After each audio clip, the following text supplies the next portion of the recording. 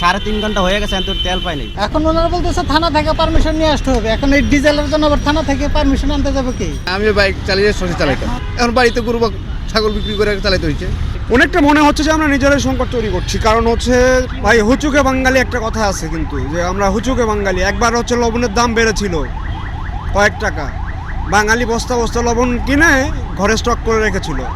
So এটা আমাদের কাছে মানে আনকমন কিছু না ভাই। প্রায় 1.5 ঘন্টার মতো হবে আমরা দাঁড়ায় আছি এখানে। এখন কত লিটার তেল পাবো জানি না। পরশুদিন 500 টাকার পেয়েছিলাম, হয়তো বা আজকে 300 টাকার পেতে পারি। জেনারেটরের জন্য ডিজেল নিতে আসছি, কিন্তু এখন তো পাচ্ছি না। বলে যে নাই, ডিজেল নাই।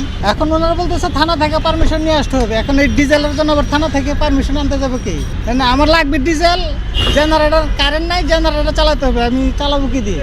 একদিন যদি 2 লিটার তেল পাচ্ছি, সারাদিন ধরে দাঁড়াতে থাকছে লাইনে, তাহলে আমরা ঈদের মুহূর্তে কীভাবে আমরা কী করব?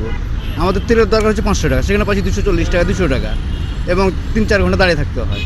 কারণ আমাদের তেলের লাইনে তো থাকছি 3-4 ঘন্টা, তাহলে আমরা কীভাবে করবো? আমি বাইক চালিয়ে শশী চালাইতাম, এখন কষ্টকর। এখন বাড়িতে গরু বা ছাগল বিক্রি করে চালাইতে হয়েছে।